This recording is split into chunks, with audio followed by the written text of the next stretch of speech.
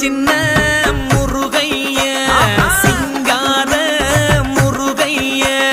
சின்ன சின்ன முருகைய சிங்கார முருகைய